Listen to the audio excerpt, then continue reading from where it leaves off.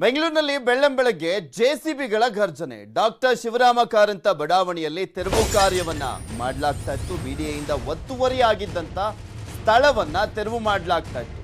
BDA site ಅನ್ನ ಒತ್ತುವರಿಯನ್ನ ಮಾಡಲಾಗಿತ್ತು. ಆ ಸ್ಥಳಗಳನ್ನ ತೆರವು ಮಾಡಲಾಗ್ತಾ ಇತ್ತು.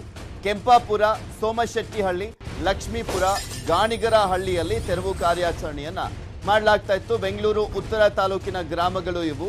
2015ರಿಂದ ನೋಟಿಸ್ ಕೊಡ್ತಾ ಇತ್ತು ಬಿಡಿಎ.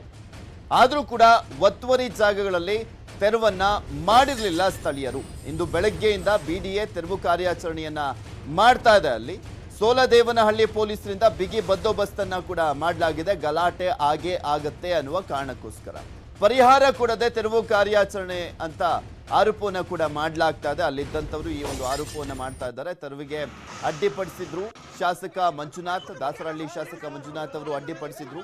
ಆ ಸಂದರ್ಭದಲ್ಲಿ ನಂತರ ಪೊಲೀಸರ ವಶಕ್ಕೆ ಪಡೆಯಲಾಗಿದೆ.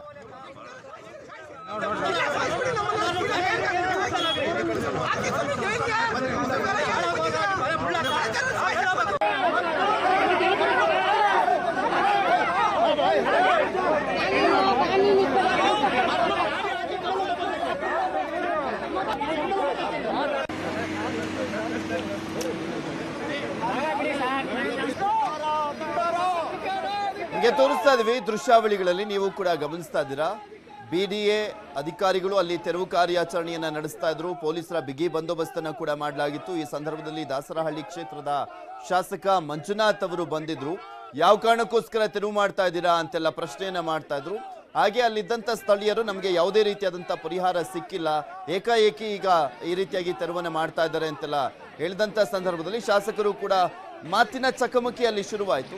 ಮಾತಿನ ಚಕಮಕಿ ಶುರು ಆಗ್ತಿದ್ದ ಹಾಗೆ ಪೊಲೀಸರು ಮಂಜುನಾಥ್ ಅವರನ್ನ ಅರೆಸ್ಟ್ ಮಾಡಿದ್ರು, ವಶಕ್ಕೆ ಪಡ್ಕೊಂಡ್ರು. ಆ ಸಂದರ್ಭದಲ್ಲಿ